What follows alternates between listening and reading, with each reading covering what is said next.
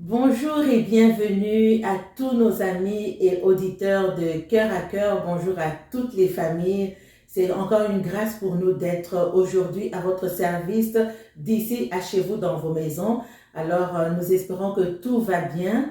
Hier, on a fêté l'action de grâce. Nous bénissons le Seigneur pour toutes les familles et nous prions que la grâce de Dieu vous soit encore multipliée. Alors aujourd'hui, on vient avec un thème très important, autant pour moi. On vient avec des grandes étapes du développement de l'enfant. Alors, avant d'aller plus loin, je vous demanderai de partager, d'inviter les familles parce qu'on traite d'un thème très important. On parle de l'enfant aujourd'hui. Nous savons que l'enfant d'aujourd'hui, s'il n'est pas bien bâti, ça fera un citoyen raté, ça fera un citoyen frustré, un citoyen rebelle. Et aujourd'hui, nous avons une invitée spéciale. Alors, partagez tout autour de vous. Demandez, vous connaissez une famille qui connaît des situations critiques, même une famille qui ne connaît pas ces situations, partage autour de toi et invite quelqu'un à se connecter et ensemble, nous allons avoir un temps vraiment où nous allons recevoir beaucoup d'instructions, beaucoup d'informations pour les familles. www.coeuraccoeurcentre.org, sur YouTube, sur Facebook, Cœur à Cœur, et vous pouvez également nous appeler 438-990-9010. Nous vous revenons tout de suite après la pause.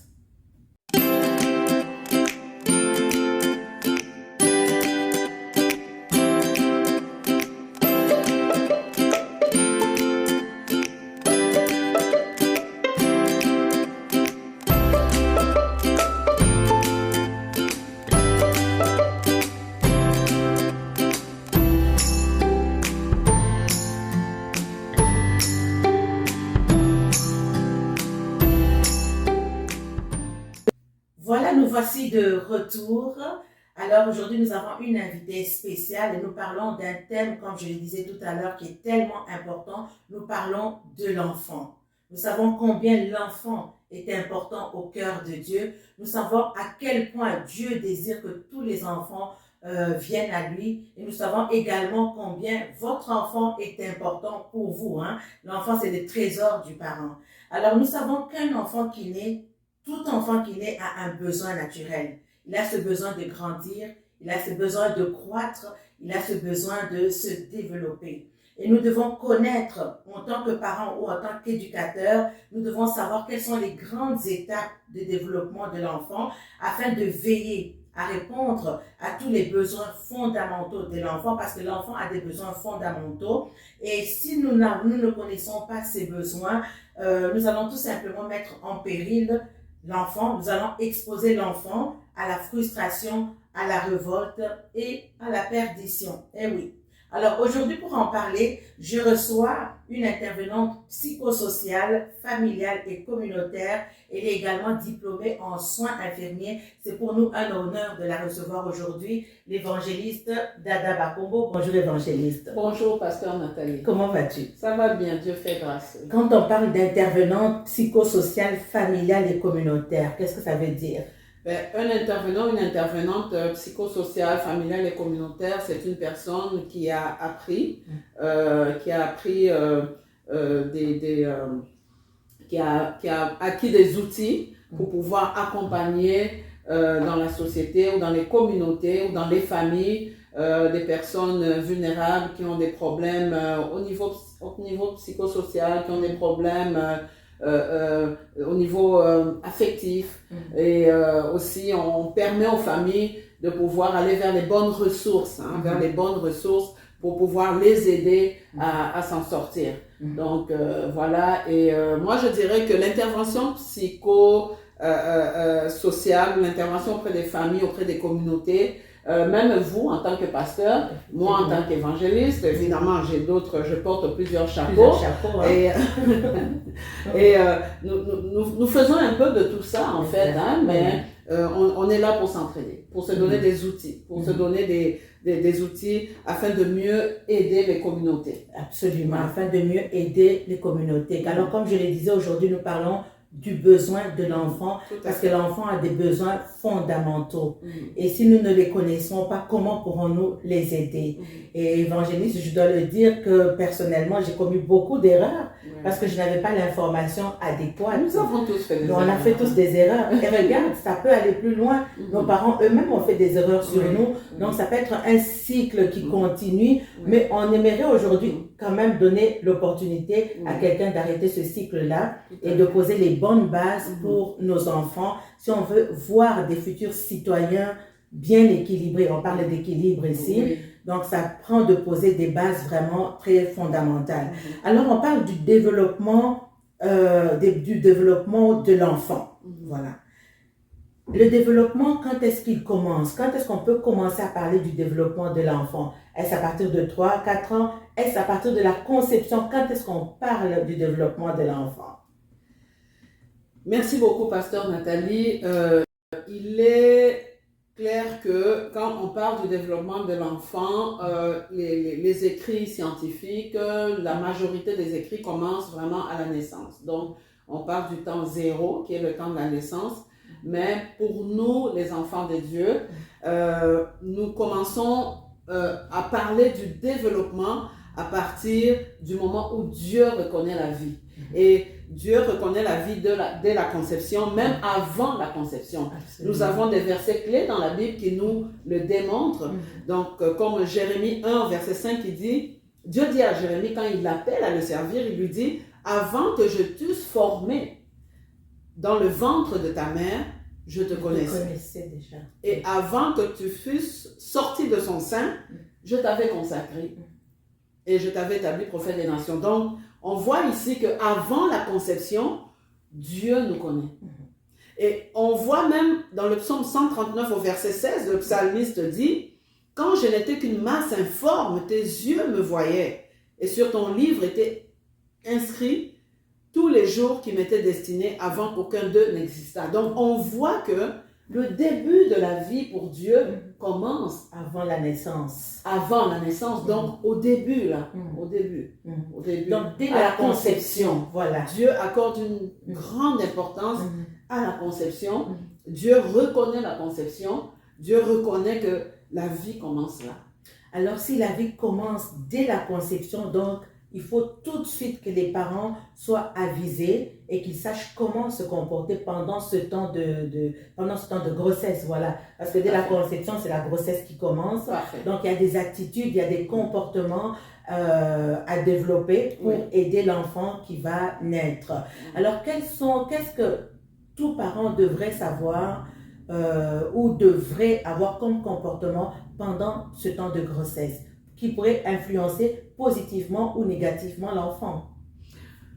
Merci, pasteur. Donc, pendant le temps de la conception, ici, on veut parler que la conception de l'enfant dans le couple ou dans la famille soit voulue ou pas. Hein? Quand on dit de voulu, soit programmé ou pas, mais l'enfant est conçu et on décide de poursuivre la grossesse et d'avoir cet enfant-là quand même. Donc, pendant ce temps, la maman a besoin d'un environnement calme. Absolument. Parce que c'est elle qui porte l'enfant. Et donc, tout ce qu'elle ressent a de l'impact sur l'enfant.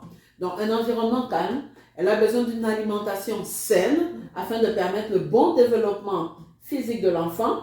Elle a besoin aussi d'avoir au niveau psychique de la tranquillité, pas de stress, d'avoir un environnement calme, d'être toujours chéri, d'être toujours chouchouté par son conjoint.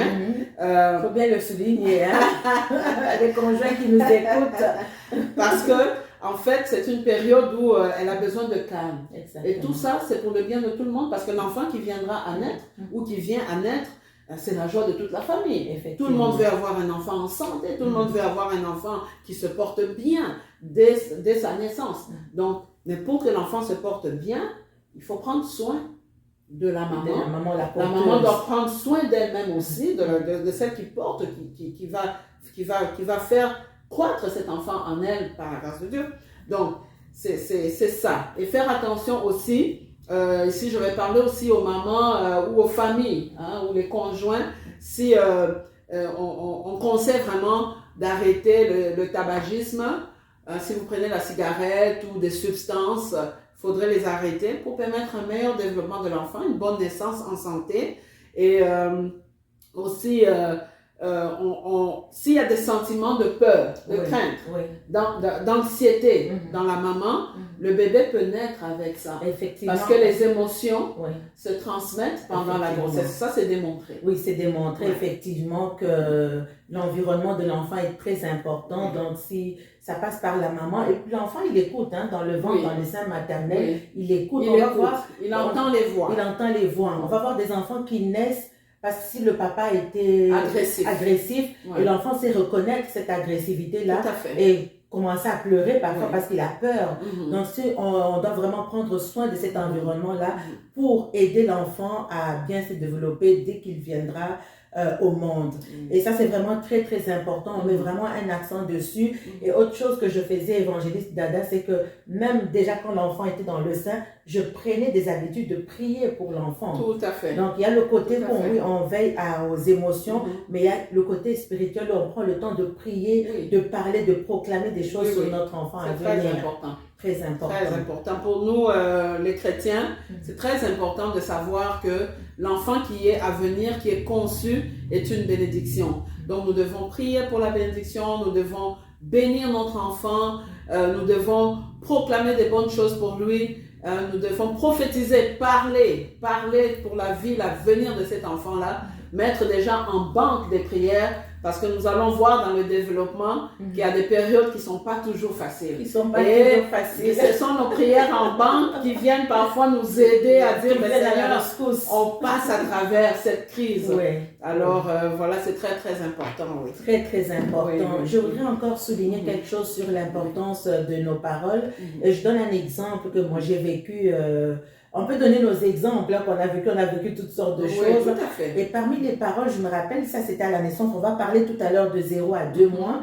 Et l'environnement est tellement important et les paroles sont tellement importantes.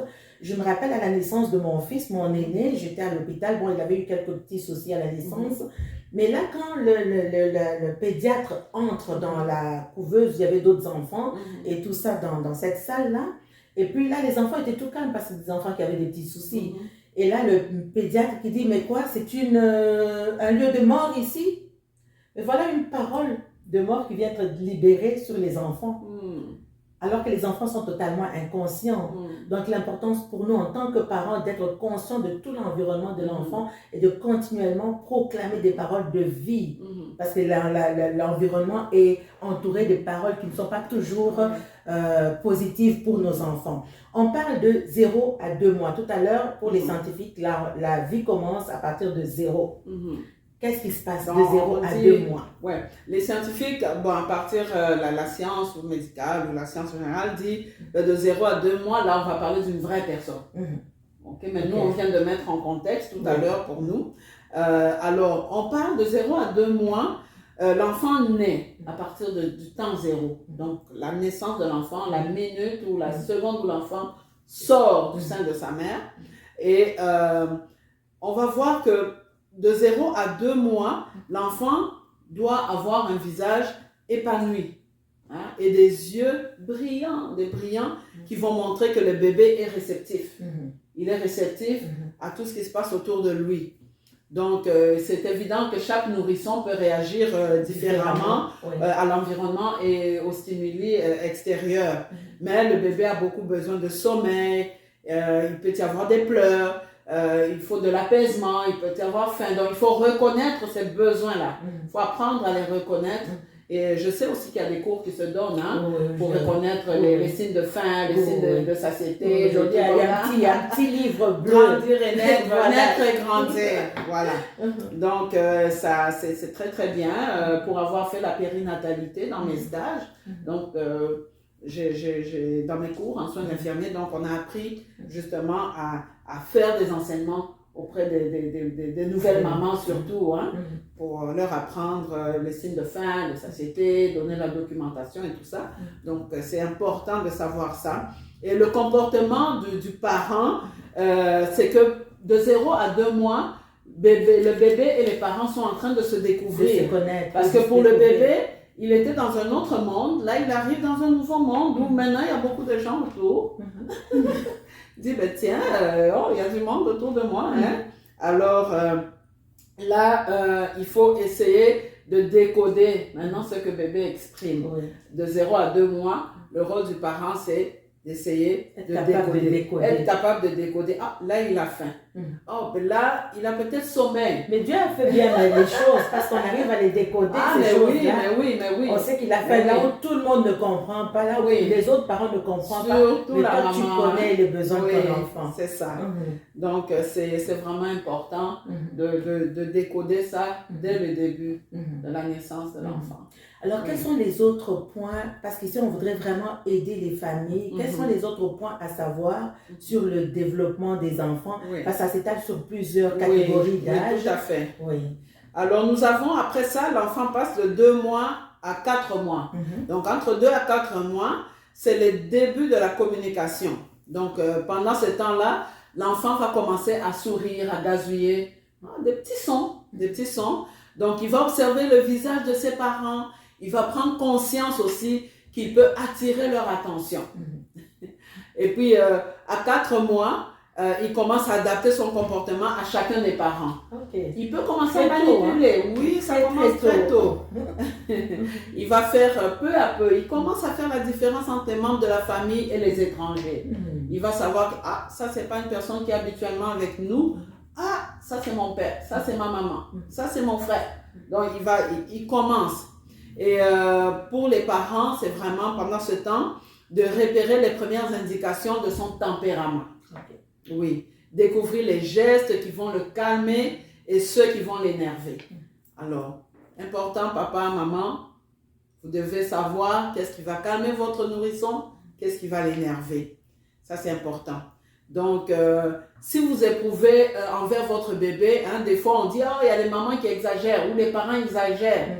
Un sentiment qui est quasiment amoureux, comme mon bébé, on donne des petits bisous et tout ça. C'est normal. C'est normal. Absolument. On doit faire cette différence entre vraiment l'amour éros et puis ce qu'on peut donner à nos enfants. C'est pas la même chose. Donc là, c'est vraiment normal. C'est ça. Et après ça, on arrive à l'étape où l'enfant va vers 5 à 7 mois. Oui. Dans 5 à 7 mois, l'enfant commence à affirmer sa personnalité. Donc, son comportement, c'est qu'il sait s'asseoir maintenant. Il sait s'asseoir, il peut ramper, il peut prendre des jouets, il peut les examiner, regarder. Il commence à développer un peu de curiosité. Il peut les mettre à la bouche, comme il peut les jeter. Donc, il teste l'endurance de ses parents et commence à s'interposer dans les conversations entre adultes. Voilà. Ça commence très tôt, en prononçant des syllabes. Mais les adultes sont en train de parler, ils peuvent dire ba, ma, ba, ils s'interposent. Et ça, c'est normal. Donc, ce que nous devons faire comme parents, c'est vraiment de faire cette distinction entre les moments où l'enfant se comporte normalement et ceux où il y a un problème. Absolument. Très important parce que parfois on peut passer à côté des signes annonciateurs d'une maladie, d'un problème. Et si on n'a pas fait attention, on laisse le problème grandir ou s'accroître alors qu'on aurait pu prendre en charge déjà très très tôt. Et ce que je veux souligner aussi ici, c'est que les parents n'ont pas à se sentir coupables ou mal si, ça c'est ce qu'on dit quand on parle de 0 à 2 mois, de 4 à temps, de 7 mois et plus, ça c'est des standards. Mais chaque enfant peut arriver à ce point-là un peu avant ou un peu après. Dans un certain temps, c'est normal. C'est normal. Voilà. Donc là maintenant, on arrive à la période où l'enfant est dans 7e mois, 8e mois, 9e mois et on arrive 10 à 12 mois. Et là, on parle des premiers pas. L'enfant commence à faire ses premiers pas. Il se met debout. Il fait ses premiers pas. Il découvre la notion de territoire. Ça, c'est son espace. Exact. Ça, c'est à lui. Il commence à manger et à boire seul. Comme je dis encore tout à l'heure, c'est que il y a des enfants qui peuvent commencer à manger, à boire seuls un peu plus tôt. Ce n'est pas un problème. un tout peu après, c'est pas un problème non plus. Donc, il faut pas se sentir mal, dire, ben, mon enfant a un gros problème. Ouais. Mais si je veux revenir un petit peu plus tôt, tu parlais de 0 à 2 mois, donc c'est une vraie personne. Oui, oui. Ensuite, de 2 à 4 mois, on est dans les débuts de la communication. Oui. Ensuite, il y a l'affirmation de la personnalité. Je voudrais prendre peut-être un cas extrême, mais peut-être qu'il peut aider quand même quelqu'un. Supposons qu'il y a une situation familiale. Aujourd'hui, il y a des divorces. Aujourd'hui, il y a des drames. Un parent décède. Comment se comporterait, comment devrons-nous nous comporter envers un enfant qui voit ses parents se divorcer très tôt en bas âge, alors que je pense qu'il y a vers 2, 4 mois, 7 mois, c'est un temps d'attachement où l'enfant est très attaché à l'un ou aux deux parents. Alors comment agir, comment faire pour accompagner cet enfant-là qui perd un petit peu ses repères en bas âge comme ça, alors que c'est un temps de développement au niveau de la communication et toutes ces choses. Mais on parle de l'âge de l'attachement de la naissance à 3 ans, à peu près. Ok, parfait. À 3 ans à peu près. Donc, pendant ce temps-là, ce qu'il faudrait faire, c'est que l'enfant, s'il perd un parent ou les deux parents, il reste orphelin de père et de mère ou juste d'un parent, c'est que les gens autour de lui ou les gens qui vont vouloir prendre soin de cet enfant doivent continuer à lui donner de l'amour, de l'affection, le nourrir, en prendre soin de façon correcte et de façon idéale pour lui permettre de bien se développer. Il faut aussi dire que pendant cette période de l'attachement, l'enfant s'attache facilement à une autre personne qui prend soin de lui. Oui. Donc, la personne qui va le nourrir, qui va l'accompagner et tout ça. Il va voir des personnes différentes, mais il sera un peu moins conscient qu'un enfant plus âgé de cette différence-là. Il va s'adapter plus facilement. Donc les enfants au nouveau changement. Ils ne tombent pas en dépression. Est-ce que les enfants peuvent connaître de la dépression? Si, les enfants peuvent connaître de la dépression, ça peut arriver. Les tout jeunes et tout petits. C'est pour ça qu'il y a la pédopsychiatrie. Oh, oui. Ok. Oui. Parce et comment on fait pour les suivre, ces enfants-là? Ils sont bébés, peut-être qu'ils ne communiquent pas encore suffisamment. Mais c'est sûr que comme une maladie physique, c'est pour ça qu'il y a des pédiatres. Il y a des infirmières spécialisées en pédiatrie, donc elles sont là pour décoder en fait, pour savoir, pour faire les examens, les tests qu'il faut, pour comprendre, pour aller chercher et trouver ce que l'enfant ne peut pas exprimer. Un enfant de 4 ans peut dire j'ai mal bobo ici, bobo là, on peut aller voir là où il a mal, mais un nourrisson, c'est plus difficile, donc ça prend vraiment une bonne formation, c'est pour ça qu'on a des pédiatres, on a des spécialistes qui sont là, qui sont formés pour aller vraiment décoder ce qui ne va pas chez les enfants qui ne peuvent pas s'exprimer. Ok, merci beaucoup. Ça, je ne le savais pas qu'il y avait que les enfants, je savais que les enfants pouvaient avoir de la dépression, mais comment faire pour les aider? Ça, je ne savais pas comment le faire, c'est intéressant. Parce qu'ils ne peuvent pas s'exprimer. Donc, il y a des gens qui se sont spécialisés dans le soin des enfants. Donc, eux, ils sont à même d'aller chercher vraiment, de savoir et comprendre ce qui ne va pas chez l'enfant. Alors, on était rendu à 7 mois, 10 mois? Oui, on était rendu à 10 à 12 mois, on parlait des premiers pas. Donc, l'enfant se met debout, il fait ses premiers pas, il va découvrir la notion du territoire. Et on voit qu'il découvre un peu, bon, ça m'appartient, ça m'appartient pas, ça, il découvre et il veut s'accaparer aussi de certains territoires, il veut que personne ne vienne, personne ne touche à son jouet, c'est à lui. Donc, il va commencer à manger, à boire seul. Il peut aussi passer une période un petit peu anarchique où il apprend à maîtriser de nouvelles capacités. Donc, parfois, il va vouloir absolument prendre quelque chose et on dit non. Il s'énerve un peu. Donc, ça commence. Il commence à vouloir imposer un peu sa personnalité, dire ben, c'est ce que je veux. Et si vous voulez pas, ben, je tape la table alors. Et il réussit à attirer l'attention. Oui. Et là, c'est vraiment comme à partir, c'est plus tard, vers les 18 mois.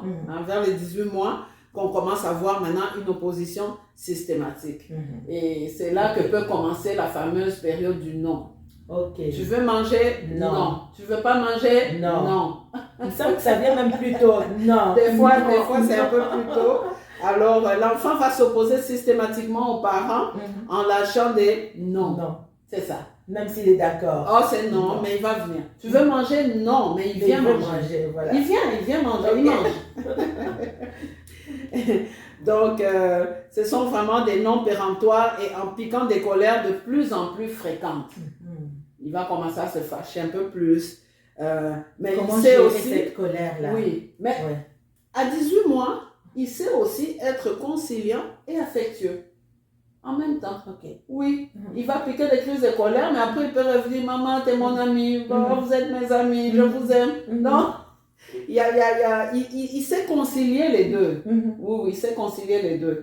Donc, parce qu'il sait qu'il y a des choses pour lesquelles on n'est pas nécessairement d'accord. Et là, en tant que parent, c'est aussi un bon moment pour dire ça c'est oui, ça c'est non. Oui, tout à fait. Il faut commencer à encadrer. Il faut commencer à parce dire, qu'on ne peut pas le laisser à lui donner des limites. Non plus.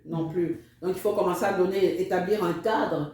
Il faut donner des limites et dire, ben non, ça c'est pas bon, ça c'est pas bon.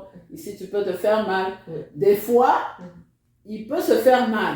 Et lui-même, il comprend que là, il ne fallait pas toucher au fer. Je ne devais pas toucher, ou je ne devais pas marcher ici, et voilà, je me suis fait un bobo.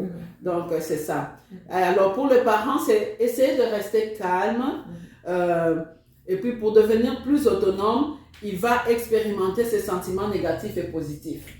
Ça, c'est un processus normal. Oui. Maintenant, nous arrivons... Donc, les parents ne doivent pas venir avec une réprimande. Oui, c'est ça. Ça, c'est très important. Il faut rester calme. Il ne faut pas venir avec des réprimandes trop sèches et trop dures. C'est un enfant. Il y a des parents qui vont lever la main sur l'enfant. Pour taper? Oui, pour taper. Non, il faut vraiment pas, c'est des choses à proscrire. C'est des choses à proscrire. L'enfant est en développement, donc il faut vraiment privilégier la communication. Oui, parce qu'il est en train d'expérimenter ses sentiments négatifs et positifs. Donc, dans ce temps-là, il faut user de patience, il faut rester calme. Ça va passer. Mais comment savoir qui passe? Comment savoir, parce que tu parles d'expérience, comment tu as dit ça, expérience positive? Il expérimente ses sentiments négatifs et positifs. Donc il faut que le parent sache que l'enfant est en expérimentation. Tout à fait. Donc c'est une phase qui doit passer. Oui. Alors, on arrive maintenant, il faut dire que le non, la phase du non, là, ça peut aller jusqu'à 3 ans, parfois 4 ans. Ça dépend de chaque enfant. Donc l'enfant n'est pas forcément en rébellion. Non. Mais il est dans une phase. Il est dans une phase et c'est une phase qui passe. Et on va voir que plus tard dans l'adolescence, le non revient mais sous une autre forme. Ça, on va le voir tantôt. Ça, c'est en rébellion. L'opposition aux parents. Voilà. Oui. Donc c'est ça. Ça, c'est un cauchemar pour plusieurs parents. On va en parler. Donc, à 2 ans, l'enfant commence à imiter. C'est la période de l'imitation. Son comportement, c'est qu'il va commencer à jouer par imitation en essayant de reproduire le monde qui l'entoure, comme les poupées, les petites voitures, les petits cubes et tout ça.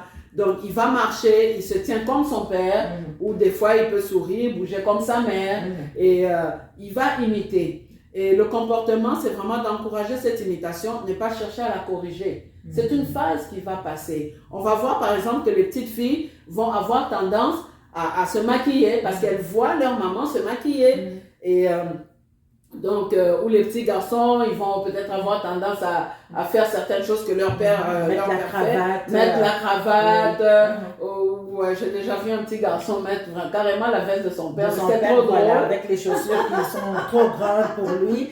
Mais ça, c'est une phase très importante parce que l'évangéliste, ça c'est du côté, ça c'est le développement, comment tu l'appelles, c'est un développement le développement physique de l'enfant, psychomoteur.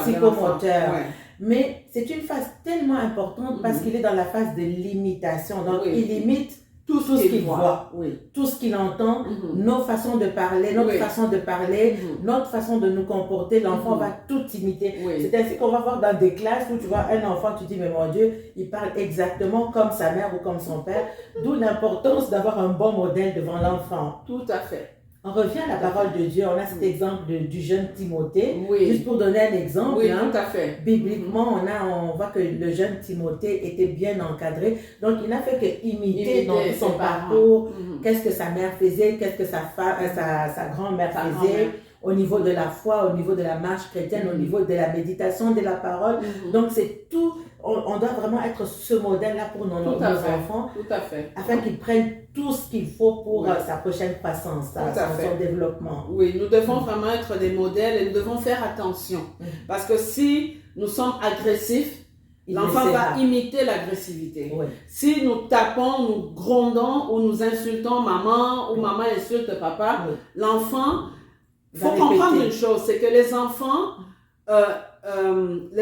apprennent plus par nos actes que par nos paroles, que parce que nous leur disons.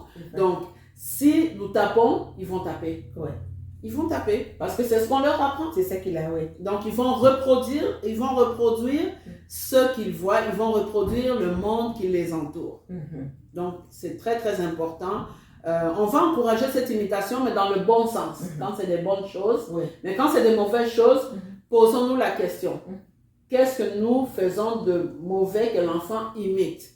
Parce que des fois, on peut commencer à réprimander l'enfant, on peut commencer à donner des tapes à l'enfant sans se questionner soi-même de ce qu'on fait que l'enfant est en train d'imiter. Ça, c'est très important. Tout à fait. L'enfant devient votre miroir. Donc, il faut faire attention à ça. Exactement. Oui. Donc, et là, nous passons à l'âge de 3 ans, qui est l'âge de l'imagination. Donc, l'enfant va devenir incroyablement, il va devenir tranquille, plus tranquille, et son imagination se développe.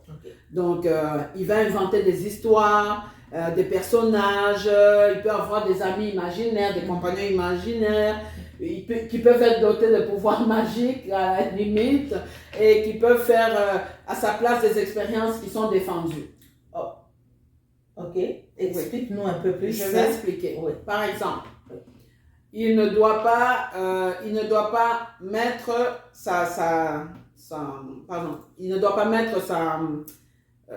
son gobelet de lait ou de jus sur la table. Il sait qu'il ne doit pas le mettre là. Et puis il va dire que c'est l'ami imaginaire qui l'a mis là. Ouais, il va dire, par exemple, si son ami imaginaire c'est je sais pas, David, oui. Il va dire, ah, David prend le gobelet, il le met là.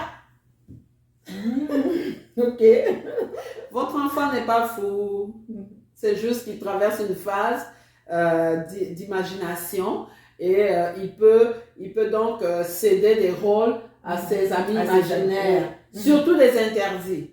Oui, mais dans le fond, c'est lui. Il fait passer le rôle à ses amis imaginaires. Il fait une projection et il fait faire à ses amis imaginaires des gestes ou des choses qui lui sont interdites. Qui lui sont interdites. Ça veut dire qu'il est tellement conscient du bien et du mal. Et parfois, pour ne pas se faire réprimander, il va dire non, ce n'est pas moi, c'est David qui l'a fait. Alors que David n'existe que dans sa tête.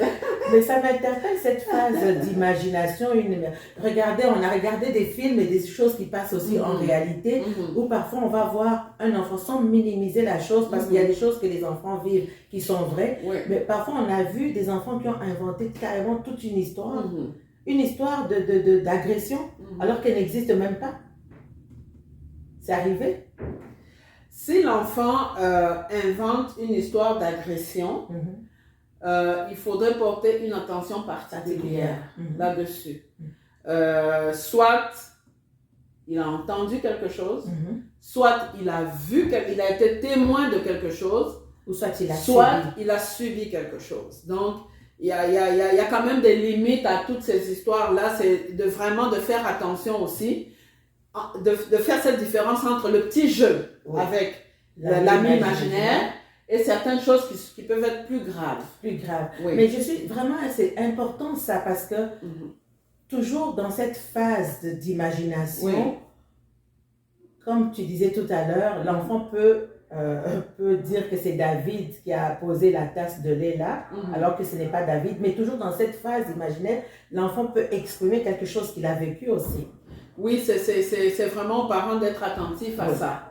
D'être attentifs à ça. Il peut dire, David m'a fait ceci, ou David m'a tapé. Il ne va pas nommer les mots textuellement là, mais il peut dire, par exemple, David m'a touché à telle partie du corps. Donc, là, maintenant, est-ce que c'est David ou il faut vraiment être attentif à ça et voir investiguer un peu plus. Alors, évangéliste, entre nous, est-ce qu'on peut dire que cette phase imaginaire peut ouvrir la porte à un certain déséquilibre au niveau de l'enfant? C'est-à-dire qu'au-delà, je comprends que cette phase va de quel âge à quel âge à peu près? Cette phase, elle est entre 3 ans et 4 ans. Ok, c'est censé passer. C'est censé passer, c'est pas quelque chose qui devrait rester en permanence. Non? Et si ça reste permanent, c'est un signe d'alerte pour le parent il faut consulter, oui. Parce que ça peut donner naissance, ça peut peut-être être un signe de quoi? Bon, l'enfant peut avoir un déséquilibre quelconque au niveau psycho-affectif. Okay. Donc, il faudrait vraiment, en ce moment-là, consulter. Okay, c'est quelque chose de passager. Mais oui. Si ça reste plus d'1 an, 2 ans, il faut se questionner. Et, investiguer, en fait. Oui, oui. Absolument. Okay, il y a les ressources pour ça, donc il ne faut pas hésiter. Alors, ce que le parent devrait faire dans ces cas, c'est vraiment le plus possible de respecter la nature personnelle de ses inventions. Parce que tant que ça reste sain, c'est pas comme si l'enfant commençait à voler la nuit, là. On n'est pas... Mais on peut en rire, mais c'est des choses qui sont... Dans un film. Mais regarde, c'est des choses qui arrivent. Hein. On sait que dans certains contextes, les parents qui ne sont pas au courant de cette information pourraient penser que l'enfant est possédé. Oui. Ou que l'enfant a des esprits, que l'enfant, je ne sais pas, il vit quoi.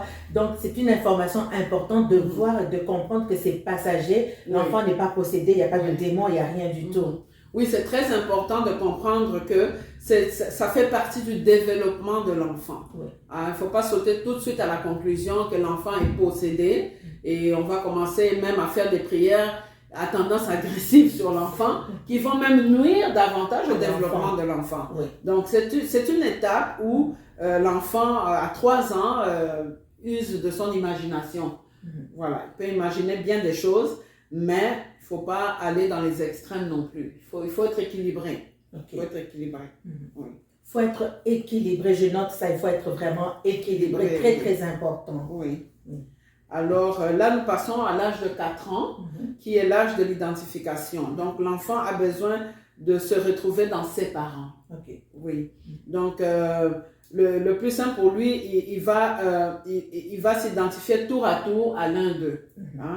Et à l'autre en excluant à chaque fois le second. Ça, on le voit souvent. À un moment donné, plus avec papa. Mais cet enfant, il m'a laissé, et puis il est plus avec son père. Il ne faut pas être jaloux. Non, il ne faut pas être jaloux. Il ne faut pas être jaloux. Ça fait partie des phases du développement de l'enfant. Il va peut-être s'attacher plus à papa un moment. Après, non, ce n'est plus papa, c'est maman. Il va faire des va-et-vient comme ça. Ou des fois, il va être avec son père et dire, non, maman, toi, tu ne viens pas ici. Ou il va être avec sa mère et dire, non, papa, toi, tu ne viens pas ici. Donc, ce n'est pas que l'enfant ne vous aime plus, mais l'enfant est là et c'est une phase d'identification. Donc, il va s'identifier plus à un, exclure l'autre et vice-versa. Donc, il va naviguer entre les 2 parents. Donc, c'est sûr que dans le comportement du parent, c'est difficile de se sentir rejeté ou ignoré par son propre enfant. Mais la situation est passagère. Ça, c'est ça qu'il faut vraiment se dire, c'est que cette situation est passagère et il est inutile de paniquer ou de se culpabiliser. De toute façon, il fait des va-et-vient. Après, il revient. Voilà. Alors, je ne sais pas, est-ce que vous avez des expériences? N'oubliez pas de commenter pendant que nous sommes en train de partager. Commentez. Est-ce que vous avez des expériences? Est-ce que donnez-nous vos témoignages aussi. Quelles sont vos astuces? Quels sont les outils que vous utilisez puis qui vous ont aidé et qui peuvent aider également d'autres familles? Donc, n'hésitez pas à commenter, partager. Laissez-nous un commentaire sur votre vécu. C'est toujours très intéressant. Et puis, c'est un partage. C'est un partage qui nous permet de grandir et d'aider. Voilà, on apprend de tout le monde. Oui. Donc, on arrive à l'âge de 5 ans. Donc, à l'âge de 5 ans, là, on parle vraiment de l'agressivité. L'enfant va exprimer un peu plus d'agressivité. Il va prendre de plus en plus vraiment conscience qu'il peut manipuler les adultes. Donc, il va commencer les luttes contre les rivales qui se présentent comme ses frères, ses sœurs à la maison, ou les camarades, ou les amis à l'école. Il va être un peu agressif. Alors, maintenant, on voit que tous ses souhaits et ses craintes. Ah, maman, je veux ça. Papa, je veux ça. Et puis, et ses craintes, maintenant, vont devenir démultipliées. Oui. Mais c'est une phase qui est passagère. Hein? Il ne faut pas s'en faire avec ça. Ce que le parent doit faire, c'est de montrer comment on arrive à négocier avec nos propres peurs et notre propre agressivité. Pour que l'enfant comprenne qu'il doit aussi négocier avec ça et qu'il peut exprimer ses désirs, il peut exprimer ses craintes et ses souhaits différemment que par l'agressivité. J'ai une question, évangéliste Dada. Bon, on va en profiter. Regardez, profitons-en. Elle est sur le plateau, on va en profiter. Oui. Ici, on parle d'agressivité. Donc, l'enfant, quelque part, il exprime sa colère. Oui. Est-ce que on peut dire qu'un enfant peut avoir de la haine ou un esprit de vengeance à cet âge-là, à 5 ans? Oui. Et faire du mal consciemment. Est-ce qu'il est déjà à l'âge de la raison, c'est quoi ça? Non, l'âge de la raison, c'est plus tard. C'est à 6 à 8 ans. Mais ici, on parle de l'agressivité. On dit qu'il a déjà des souhaits et des craintes. OK. Oui. Donc, il peut désirer le mal de l'autre, carrément. Oui, mais il ne va pas le faire d'emblée. Ce n'est pas quelque chose qu'il va faire souvent. C'est pas méchant. Souvent, ça va être des répliques. OK. Des répliques. Donc, on lui fait ça, il réagit. On lui fait ça, il réagit. Donc, il se défend. Il se défend. Ouais. Mais le rôle des parents maintenant, c'est de lui montrer comment est-ce qu'on peut négocier avec ses propres peurs, ses désirs, ses souhaits, sans nécessairement être agressif. C'est là qu'on apprend ça. Est-ce qu'on a un exemple? Est-ce que tu peux nous donner un exemple concret de comment est-ce qu'un parent peut négocier justement avec l'enfant pour lui montrer comment faire? Un exemple de tous les jours. OK. Par exemple, l'enfant prend n'importe quoi, une chaussure, lance au mur et dit je veux mon jouet, ou je veux regarder Télétoon maintenant. Il lance la chaussure au mur. Au début, vous faites comme si vous ne le voyez pas. Mais il veut attirer votre attention. Donc, il va refaire la même chose, et peut-être plus fort. Je veux regarder Télétoon. Il peut même casser la TV. Il voit que vous ignorez, il peut même lancer la télé parce que c'est la télé qu'il veut regarder. Mais ce qu'il faut apprendre à l'enfant, c'est « Ok, viens ici. Voici comment tu dois demander. Tu n'as pas besoin de taper, de crier, de faire le bacon, comme on dit, là, de se rouler par terre pour exprimer ton besoin. Parle à maman, parle à papa. Tu parles comme ça, doucement. Qu'est-ce que tu veux? C'est comme ça qu'on parle. Et quand on lui parle aussi sur un ton doux. Parce que si on lui parle sur un ton agressif, il va répondre à l'agressivité. On est en train de lui apprendre des choses par l'agressivité. Oui. Ça ne veut pas dire qu'on ne gronde pas l'enfant. Je voudrais faire une nuance ici. Ça ne veut pas dire qu'on ne va pas gronder l'enfant ou on ne va pas s'il exagère. Mais là, on parlera de la discipline dans une autre émission. Mais pour lui apprendre à s'exprimer autrement que par l'agressivité, ben nous, on doit commencer à être le premier exemple de l'enfant. Absolument, le premier exemple. Et mesdames et messieurs, papa et maman, c'est là que le fruit de l'esprit s'applique. La patience. Il faut être très patient, en sachant aussi que ce sont des phases qui sont passagères. Mais il faut le savoir. Ça, j'insiste vraiment là-dessus. Si on ne le sait pas, on pense que l'enfant a un problème alors que c'est une phase. Il est en développement. On parle ici justement de développement de l'enfant. Il est en développement. Et il faut dire, évangéliste Dada, que parfois on arrive à des excès parce que nous sommes dans une société qui est quand même assez stressante, demandante pour les parents. Le parent travaille, le parent étudie, il fait parfois les deux. Il vient avec tout ce fardeau de l'extérieur, mais il faut qu'il comprenne que quand il arrive à la maison, l'enfant a un besoin que le parent doit combler et combler positivement. Tout à fait. Donc, moi, j'ai toujours dit à une personne qui m'est chère, avec qui je parle souvent, que je fonctionne par tiroir. C'est-à-dire? Je fonctionne par tiroir. C'est-à-dire que j'ai vécu une situation stressante au travail. Ça s'arrête là. Quand j'arrive à la porte de chez moi, de ma maison, le tiroir du travail est fermé. Voilà. j'ouvre le tiroir maison. De la maison. Là maintenant, oui, ça me permet de dire, ok là, si je vis une situation difficile dans ma vie personnelle, j'arrive devant mon fils par exemple, ce tiroir-là est fermé, c'est ma gestion à moi. Donc là maintenant, il a des besoins et moi je dois être attentive aux besoins de l'enfant. Et je ne dois pas mélanger le tout. Absolument. Et c'est la même chose aussi. Donc c'est ça. Donc quand on vit des choses difficiles, on arrive à la maison, essayons de fonctionner par tiroir. On se dit, bon, on laisse ça. Il faut être capable de le faire. Hein. Demander à Dieu la capacité de le faire. Moi, ça m'a pris beaucoup d'exercices, mais demander à Dieu la capacité de le faire, de dire, ben, ok, maintenant, je suis à la maison, le stress du travail, je le laisse à la porte. Absolument. Maintenant, là, je n'ai pas à mettre sur ma famille, sur ma femme ou surtout sur mes enfants, le stress que j'ai vécu au travail. Ça ne veut pas dire que un peu plus tard, je ne peux pas partager avec ma conjointe le petit stress, le stress que j'ai vécu. Ça, c'est normal, il faut évacuer, il faut parler. Mais ne pas laisser ce stress influencer l'atmosphère de la maison. Oui. Vraiment, c'est important de faire un effort là-dessus pour le bien-être des enfants. Amen. Oui.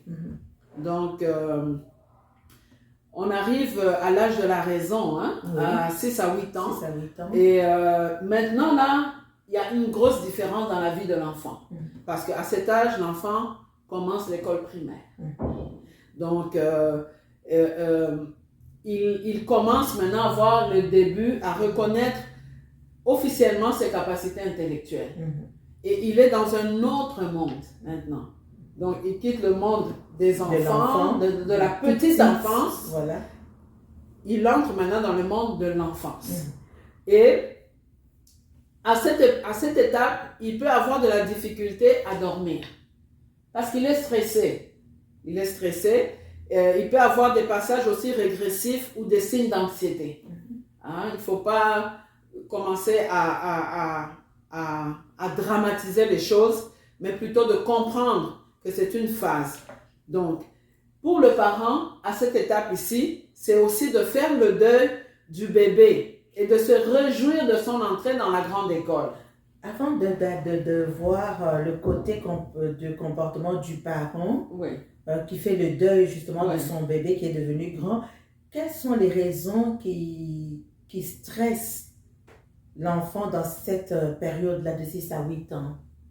Qu'est-ce qui peut le stresser? Et parfois, cette anxiété peut durer plus longtemps que prévu, ne pas être passagère. Il le répercute plus tard. Je vais parler ici, c'est un très bon point, de certaines choses qui stressent les enfants en général. Je donne un exemple typique. Le matin, très tôt matin, tout le monde se réveille. Papa, maman doivent aller travailler. Les enfants doivent aller à la garderie, certains à l'école. C'est une période qui devrait être une période beaucoup moins stressante, sans stress pour les enfants. Mais ce qui arrive, c'est quoi? C'est que les parents sont pressés. Ils doivent arriver au travail à l'heure, donc il faut déposer les enfants à la garderie ou à l'école à l'heure pour arriver à l'heure. On commence à pousser les enfants. Habillez-vous, faites ci, faites ça, on ci, on ça. Et on voit que plus on crie, plus les enfants ont tendance à prendre du temps et tout. Ils ont besoin, oui. Cher papa, chère maman, comprenez que quand les enfants font ça, ils sont en train de vous donner un message. Ils sont en train de vous dire, vous allez trop vite pour nous, on n'est pas capable de suivre votre rythme. Ok. Parfois, c'est les premiers bus scolaires. Il va prendre son bus tout seul. Oui, tout ça, c'est vraiment des nouvelles étapes. Oui. Et c'est pourquoi on a dit ici que le parent doit faire le deuil du bébé, de son bébé. Et maintenant, de se réjouir de la nouvelle étape, de ce que l'enfant va à l'école maintenant. Donc, c'est un peu ça. De comprendre aussi que nos enfants, quand ils traînent la patte le matin, c'est un message qu'ils nous donnent. Parce que nous, on est sur le stress. On est timé et puis on les pousse dans notre timing. Et voilà, ils sont stressés.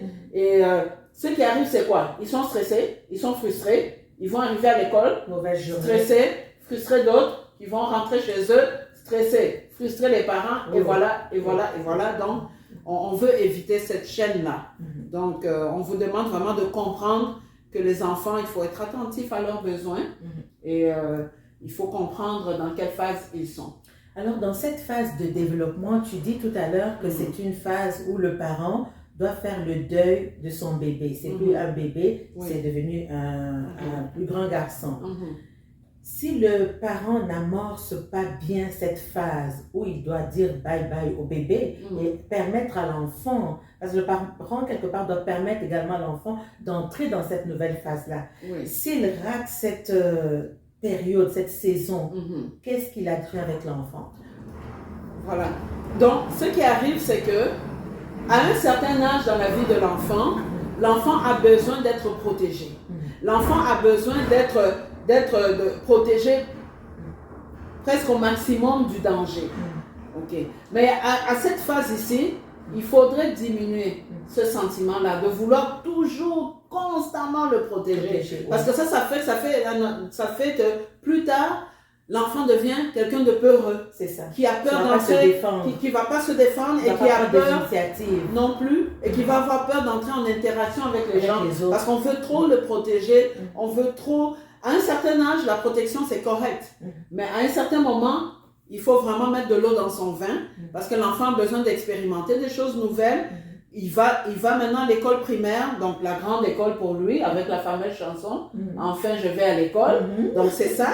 Donc, et aussi, quand on accompagne l'enfant à l'école, moi, je suis passée par là. C'était un gros deuil. Parce que mon fils me disait « Bye, maman, bye ». Je dis « Lui était bien, mais c'est toi qui n'étais pas bien. » Et je dis « Oh mon Dieu, oh, il m'aime plus, c'est pas vrai. » Mon fils ne m'aime plus, voilà. Alors là, je dis « Oh mon Dieu. » Alors quand j'ai découvert, bon, il faut faire, fais ton deuil, c'est plus un bébé là et tout ça. Et même la journée, il m'a dit, ben maman, je peux aller à l'école à pied seul. J'ai dit, ah non. Moi, je t'accompagne là. Non, mes amis, je dis, ah non, mes amis, c'est eux, mais moi, je t'accompagne. Donc, ce sentiment-là, la difficulté à faire ce deuil, de dire, ben maintenant, il va à l'école, il faut lâcher prise, lâcher prise. Mais dans cet âge-là, jusqu'à un certain point, merci parce que tu rajoutes ce point important jusqu'à un certain point. On n'abandonne pas l'enfant sur propre sort. On garde l'encadrement, on garde l'amour, on garde tout, mais on comprend qu'il est à une phase où il traverse une nouvelle phase dans sa vie. Toujours l'équilibre. Donc on l'accompagne dans cette phase tout en respectant maintenant. Il nous donne certaines limites, il nous dit, ben là, est-ce que je peux avoir un peu d'air? C'est ça. Maintenant, vous m'avez déposé à l'école, partez là. Donc, on doit faire confiance. Le mot d'ordre ici, c'est la confiance. On doit faire confiance que notre enfant c'est ça que je voulais est capable. Dire. Voilà. Oui. Donc, c'est ça que je voulais dire parce que l'enfant, il commence maintenant à comprendre qu'il a des capacités intellectuelles, qu'il peut faire des mathématiques, qu'il peut faire des français, qu'il peut faire le français, qu'il peut... C'est ça. Donc, faire confiance aussi aux capacités de son enfant. Important. Oui, c'est ça. Alors là, c'était l'âge 6-8 ans, l'âge de la raison. Ensuite, on passe à la prochaine saison. La prochaine saison qui est la fin de l'enfance, donc de 9 ans à 11 ans ou la préadolescence. Donc là, on voit maintenant que l'enfant affirme vraiment son autonomie. L'enfant affirme son autonomie, il va donner de plus en plus, il commence à donner de plus en plus d'importance à ses copains et a besoin de se valoriser. On n'est même pas encore dans l'adolescence, là, on est dans la préadolescence. La puberté, si est-ce qu'on est dans la puberté? La pré-puberté. La pré-puberté. Oui. Donc l'enfant, il va donner de plus en plus d'importance à ses amis, à ses copains, à ses copines. Les filles vont avoir tendance à être plus avec des groupes de filles, les garçons plus avec des groupes de garçons, et à l'école ou dans les communautés ou dans le quartier. Donc, à cette étape-ci de la vie, l'enfant commence maintenant à douter de la toute-puissance de ses parents. Déjà. Ah oui. Mais il a toujours besoin de leur affection et de leur repère et d'écoute. Vous voyez? Il y a un doute qui s'installe maintenant. Est-ce qu'ils sont si forts que ça? Est-ce que je ne peux pas pousser un peu mes limites? On commence à voir des signes précurseurs on commence à défier un peu l'autorité, voir jusqu'où ils vont aller. Oui. Est-ce que c'est dans ce même âge ou c'est peut-être un peu plus tôt déjà où on voit l'enfant commence à dire, le parent lui dit une telle chose, il dit non mais mon moniteur m'a dit ceci, Moi, mais mon professeur m'a dit c'est là. Ça, c'est beaucoup à l'école primaire. Ok. À l'école primaire où on voit beaucoup ça. Mais 9-11 ans, on est à l'école primaire. Oui, on est déjà à l'école primaire. Oui. Donc, le comportement du parent, dans ce cas, c'est de maintenir la communication. Donc, il faut répondre aux questions des enfants et surtout respecter son intimité et son territoire qui est sa chambre. Ça, je vais vraiment marteler là-dessus. Vous savez qu'à cet âge ici, l'enfant commence à comprendre que son corps commence à changer. Et donc, l'enfant maintenant veut une certaine intimité. Hein? On parle de l'intimité ici, ne pensez pas trop loin, n'allez pas penser trop loin. L'intimité, c'est la personne qu'elle est. C'est-à-dire qu'elle prend conscience maintenant des changements qui commencent dans son corps et de la personne qu'elle est. Et sa chambre lui appartient. Exact. Donc, nous devons quand même respecter ça. Hein? C'est très important. C'est important. Tu parlais tout à l'heure du parent qui doit vraiment faire le deuil de son bébé. Oui. Donc le parent doit être aussi conscient que l'enfant grandit. Oui. Il y a toutes ces phases de changement, il y a du poil, il y a parfois des seins qui commencent. Donc l'enfant a besoin de cette intimité-là. Il faut lui donner cette place-là. Tout à fait. Donc, et là, maintenant, on est à la fin de l'enfance. À cette étape-ci, on est à la fin de l'enfance. Après ça vient la grande période de l'adolescence. La période cauchemar. La grande période de l'adolescence. Ici, on va prendre un peu de temps pour parler aux parents, pour expliquer aux parents c'est quoi l'adolescence. Votre enfant n'est pas un démon. Votre enfant n'est pas un diable. Il n'est ni enfant ni adulte. Il est au milieu. Ça, il faut le comprendre. Donc, il est tiraillé entre l'enfance et l'âge adulte. Donc, c'est un peu ça. Donc, de comprendre que le jeune qui est âgé de 12 à 18 ans, donc on parle de la grande phase d'adolescence qui commence à 12 ans et finit à 18 ans. On parlera après de la suite, après 18 ans. C'est-à-dire que le jeune devient une personne qui est engagée dans un processus global, intense et accéléré de développement. C'est là que son développement s'accélère. Est-ce que c'est là que la voix commence à muer pour les garçons? Tout à fait, oui. Donc, c'est là qu'on voit les changements qui viennent de façon plus rapide, de façon accélérée. Donc, l'enjeu de ce processus, évidemment, c'est la capacité de ce jeune à répondre lui-même à ses besoins, de passer d'une situation de dépendance totale à son parent, à l'endroit de son milieu, à une situation d'autonomie dans l'ensemble des dimensions qui forment sa personnalité. Donc, là, il est en train de passer dans sa tête d'une dépendance totale à ses parents, à tous les niveaux, à un autre milieu, un autre environnement qui peut être l'école ou les amis, et ainsi de suite. Et donc, et tout ça avec sa personnalité, que ce soit au niveau physiologique, au niveau intellectuel, au niveau cognitif, au niveau affectif, au niveau psychosocial et psychosexuel. Donc, c'est très important de comprendre ces choses et de savoir vraiment quelles sont les principales caractéristiques du développement de notre adolescent. C'est très important. Je répète encore, ce n'est pas un diable, ce n'est pas un démon, il est en développement, c'est un adolescent. Oui, c'est un grand adolescent, puis un grand adolescent. Et justement, dans cette phase-là, quel serait le comportement du parent en dehors de comprendre? Est-ce que tu as des exemples concrets pour aider vraiment un parent? L'enfant, il fait des choses absolument hors raison. On dirait qu'il perd la raison à ce moment-là. En fait, on va peut-être commencer à parler de certains traits de développement. Qu'est-ce qui caractérise ce développement-là chez l'adolescent? Et après, on expliquera aux parents qu'est-ce qu'ils doivent faire. Parce que les parents vont comprendre qu'est-ce qui arrive. Et ils comprendront peut-être pourquoi l'enfant réagit comme ça. C'est pas parce que c'est un diable, c'est une phase de la vie qui va passer. Mais il y a un mais. Mais évangéliste, tu sais, on est tous passés par ces phases-là, Si, par tout à cette fait, phase-là. tout à fait. Et quand on est Tout à passé fait. dans cette phase-là, on était super puissants, on Oui. était capable de tout. Oui. Et très souvent, nos parents vont avoir ce plaisir-là avec nos enfants aujourd'hui de dire, mais oh, mais laisse nos enfants, vous étiez pire que eux. Ah, C'est vrai qu'on on ne se rappelle pas quand on a nos enfants, on ne se rappelle pas que nous avons été adolescents comme eux. C'est ça, tout à fait. C'est important de se rappeler que nous aussi, nous avons été des adolescents.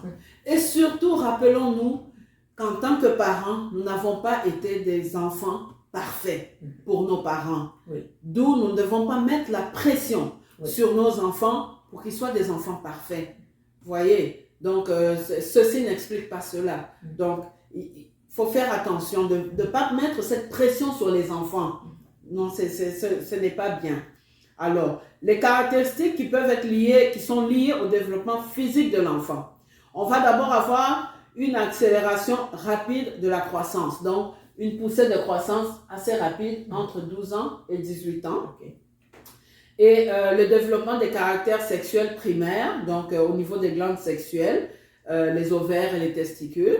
Il y a des besoins, excuse-moi, tu parles d'une poussée accélérée de croissance. De croissance, oui. Ça veut dire que votre enfant qui va au frigo manger beaucoup là, ça c'est normal. Ça c'est normal. C'est son besoin de croissance. Oui, parce qu'il est en train de grandir de façon rapide pendant cette période, ce laps de temps. Et voilà pourquoi les adolescents vont avoir tendance à beaucoup manger. Et il faut combler ce besoin en minéraux, ce besoin en vitamines, ce besoin de tout. La nourriture saine parce qu'il peut prendre du poids. Oui. Et surtout pour l'image, on verra ça plus tard, comment est-ce que les adolescents vont accorder de l'importance à leur image corporelle. Oui. Alors, on va voir aussi pendant cette période de l'adolescence le développement des caractères sexuels secondaires, comme les seins, les garçons vont muer de la voix, et les poils pubiens, etc., etc. Donc, on va voir des changements dans la composition du corps, proportion et distribution du gras et des muscles. On va voir que chez les filles, on commence à avoir des formes, le bassin, tout ça qui commence à se former. Chez les gars, un peu plus le thorax, les muscles, les biceps et tout ça, les triceps. Donc, il y a cette distribution au niveau du gras qui se fait et des muscles. Alors, on va voir aussi des changements dans la capacité aérobie du corps, donc la force musculaire, la résistance, la capacité cardiaque et respiratoire. C'est pendant cette période-là. Vous voyez que c'est une période cruciale. L'enfant est en poussée de croissance et tout pousse en même temps. Voilà. Les hormones, on vient de parler des hormones sexuelles, là, des glandes sexuelles. Ça aussi, ça pousse en même temps. Ouais. Et c'est parfois dans cette période-là qu'il y en a qui vont commencer les premières relations. Les premières amourettes et tout ça. Donc, il faut toujours encadrer les enfants. Nous avons la parole de Dieu qui nous dit chaque chose a son temps. Donc, parlez avec l'enfant, ne dramatisez pas. D'ailleurs, si depuis sa naissance, vous avez développé une relation de confiance, vous allez voir que votre adolescent n'aura aucune crainte de venir vous dire, papa, maman, il s'est passé ça. Je suis en amour avec telle fille, ou je suis en amour avec telle, je ressens quelque chose pour tel garçon ou pour telle fille. Ne dramatisez pas. Ce qu'il faut faire, c'est encadrer la relation, encadrer les propos de l'enfant, ramener l'enfant à la parole de Dieu, dire à l'enfant chaque chose à son temps, parce que sachez bien que dans cette période d'adolescence où il se passe beaucoup de changements au niveau psycho-affectif, au niveau physiologique, ce n'est pas le moment pour le jeune adolescent d'avoir des peines d'amour. Donc ça, c'est des choses dont il faut discuter avec les enfants. Si vous ne discutez pas avec les enfants, ça veut dire que vous laissez la société en parler à vos enfants. Exactement. Et quand la société va en parler aux enfants, va établir des règles, là vous allez vous fâcher pour dire non, c'est à nous d'éduquer les enfants. Mais le comportement des enfants qui est affiché, ou les connaissances qui sont affichées dans les milieux publics vont prouver ce que les parents donnent ou pas. Donc, exactement. Et c'est ce qui va définir en fait les politiques sociales qui vont venir après pour dire, ben, dorénavant, on va faire telle chose, on cela, va faire ceci ou cela. Oui. Donc, important la communication. Hein, très important. Vraiment, ça c'est un cri du cœur. Ce n'est pas la société qui éduque. Ça c'est biblique. Ce n'est pas la société qui éduque les enfants. Les enfants sont donnés à la responsabilité du parent et c'est le parent qui a en charge l'éducation, autant sexuelle, l'éducation dans tous les sens du terme. C'est la responsabilité du parent. Oui. Donc, on voit aussi dans cette période d'adolescence que les adolescents vont renoncer aux parents de leur enfance. Hein? Ça veut dire? Les adolescents, parce qu'ils sont en quête identitaire, ils vont chercher à former leur propre identité. C'est ce qui fait qu'ils vont avoir tendance à se détacher un peu des parents. Mais ça ne veut pas dire qu'ils ne vous aiment pas. Donc, ils voient plus les parents comme le super-héros qu'ils avaient avant. Non, ça c'est fini dans leur tête. Ça c'est fini. Parce que maintenant, eux-mêmes, ils commencent à créer leur propre identité, à se dire, ben, je suis capable de faire telle chose. Je suis capable de tondre le gazon que papa faisait. Je suis capable de faire telle chose. Je suis capable d'aller, à 16 ans, il se dit, ben, ok, je peux aller prendre mon permis de conduire comme mes parents. Donc, vous voyez que l'enfant se détache. Vous sortiez toujours avec lui quand il était petit. Là, on va à l'église. On va ici, on va voir telle personne, on va visiter. Et là, il ne veut plus.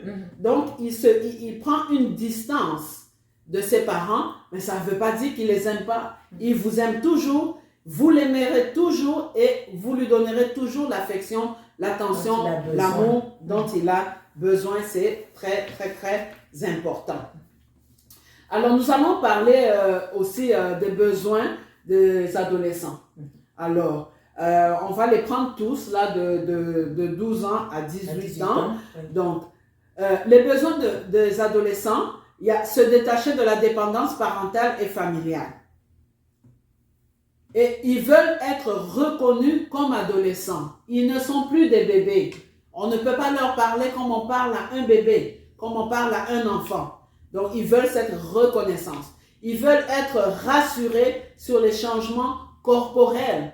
Parce que parfois, c'est comme une surprise pour eux. Ils voient que les choses poussent vite, les poils plus bien, les seins. Ils sentent aussi ce changement hormonal en eux. Donc, il faut les rassurer. Oui, j'ai une question par rapport à ça. On parle, c'est une question très importante. Oui. Parce qu'il y a des sociétés qui sont ouvertes. Donc, le parent va être avant-gardiste. Il va aller voir son enfant, il va parler à son enfant. Voilà, si tu vois ça, il y a telle chose qui se passe. Si tu vois tes premières règles, il y a ça, viens me voir. Les parents vont en parler. Mais il y a des sociétés, il y a des familles où les enfants sont dépourvus d'informations. Et des sociétés où il n'y a même pas d'éducation sexuelle ou d'éducation tout simplement à l'école. Et l'enfant se trouve buté à lui-même, donc avec toute cette information à gérer, où il pourrait aller prendre l'information dans la rue, aujourd'hui sur Internet. Parce qu'Internet, maintenant, commence à offrir un peu de tout et n'importe quoi. Et donc, on livre. Donc, c'est une responsabilité. Ici, vraiment, on met l'emphase là-dessus que c'est la responsabilité du parent. Première du parent. Oui. Parlez à vos enfants de sexualité. Ce n'est pas la honte, c'est pas tabou, là. C'est normal. Il faut briser ce tabou parce que si vous ne parlez pas à votre enfant de sexualité, ben, qui va en parler? Quelqu'un d'autre lui en parlera. Quelqu'un d'autre lui en parlera peut-être de la mauvaise façon. Donc, c'est à nous, les parents, d'éduquer, de faire la première éducation sexuelle de nos enfants, de leur montrer. Ils vont vivre des changements corporels importants, mais nous devons les rassurer que c'est normal. C'est normal, par exemple, quand ils sont bébés, par exemple, je donne l'exemple des bébés garçons, ils peuvent avoir une petite érection, mais il n'est pas très conscient. Mais dans l'adolescence, maintenant, ils sont conscients des changements. Ah, le matin, il se passe quelque chose dans mon corps. Si l'enfant vient vous parler de ça, ne commencez pas à chasser les démons, ne commencez pas à dire oui, le diable est là. Non, c'est un processus normal parce qu'il y a des changements qui viennent dans la vie de l'enfant. Donc, il faut rassurer l'enfant, lui dire que c'est un processus physiologique normal et Dieu l'a fait ainsi. C'est normal. Par contre, il faut l'encadrer. Il faut l'encadrer pour qu'il ne puisse pas faire des dégâts, pour qu'il ne puisse pas aller apprendre ailleurs. Sinon, et apprendre parfois de la mauvaise façon. Alors, évangéliste, on va prendre une courte pause de quelques secondes. On donne beaucoup d'informations ici. On va laisser encore une fois aux personnes, vous avez des commentaires, vous avez des questions, vous avez même des sujets de prière, vous avez des besoins d'intervention. Écrivez-nous, donc ne vous en faites pas, on garde tout dans la confidentialité. Écrivez-nous en privé. Vous avez un courriel, vous avez un numéro de téléphone. Il y a beaucoup de ressources. Tout à l'heure, l'évangéliste Dada va nous donner des ressources comme le CLC et toutes ces ressources-là. Donc, on prend une courte pause, on revient tout de suite après. Donc, écrivez-nous, on partage et on vous revient tout de suite après la pause. À tantôt.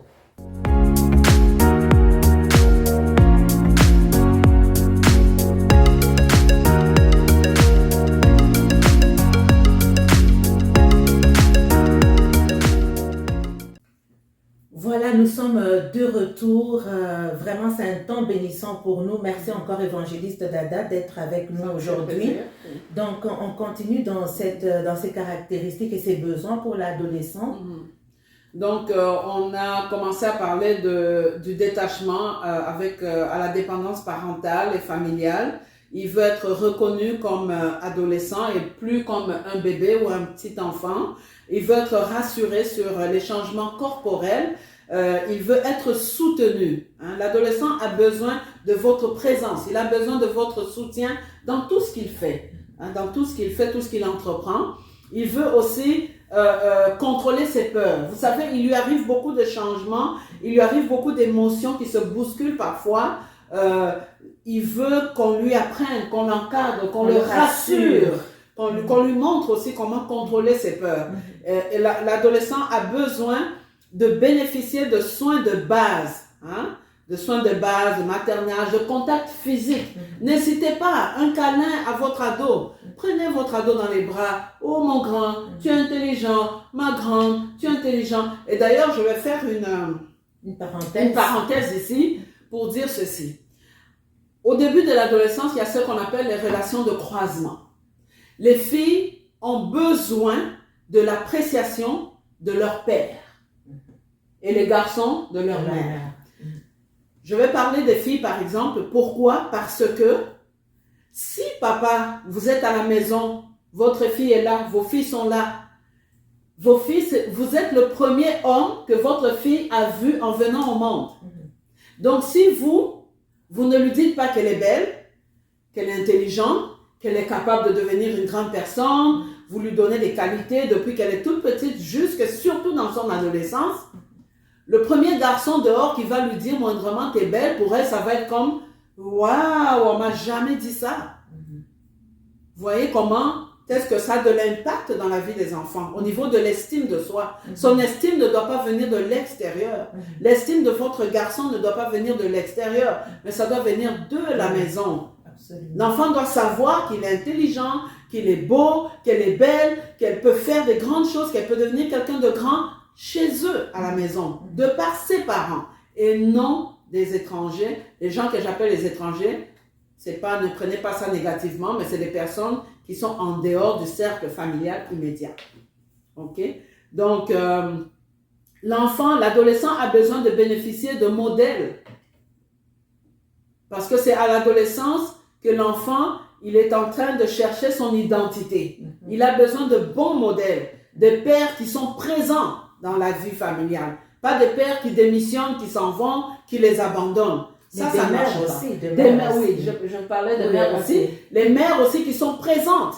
Pas des mères qui passent leur temps à fêter, à festoyer, aller dans toutes les fêtes de la ville, ou des parents qui passent beaucoup de temps au travail. On en parlait dernièrement. Donc, les parents qui vont passer plus de temps au travail, moins de temps avec leurs enfants. Sachez que les enfants, les adolescents ont besoin de repères. Donc, si vous n'êtes pas leur repère, ils vont trouver des repères ailleurs. Et parfois, des très, très mauvais repères. Évangéliste Dada, c'est poignant ce que tu viens de dire.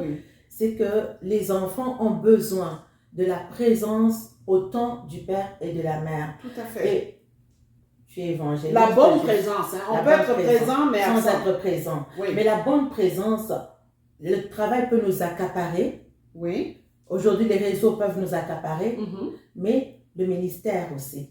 Tout à peut fait. nous accaparer. Tout à fait. Et on ne répond plus aux besoins primaires de notre enfant, de notre maison qui est le premier ministère. On répond aux besoins de tout le monde, sauf ceux de sa famille. Oui, mais ça, moi je dirais à tout le monde, nous tous, nous sommes tous dedans. Oui. Alors, nous devons trouver un équilibre. Oui. C'est très important. Que nous soyons dans les ministères, que nous servions Dieu, comme pasteur, comme évangéliste, comme intervenant communautaire, peu importe, intervenant social, médecin, infirmier, peu importe le travail qu'on fait, on doit trouver un équilibre. Pourquoi? Parce que d'abord, à la base, on a fait le choix d'avoir une famille. Absolument. Ça, je vais vraiment marteler là-dessus. On a fait le choix de fonder un foyer. C'est un choix qu'on a fait. Je sais qu'il y a le travail, ça prend le temps. Mais parfois, on se dit, passez beaucoup de temps avec les enfants. Peut-être que vous n'aurez pas beaucoup de temps à passer avec les enfants. Mais le temps que vous avez à être là, plutôt que de faire du présentéisme, c'est un temps de qualité. Ça doit être un temps de qualité.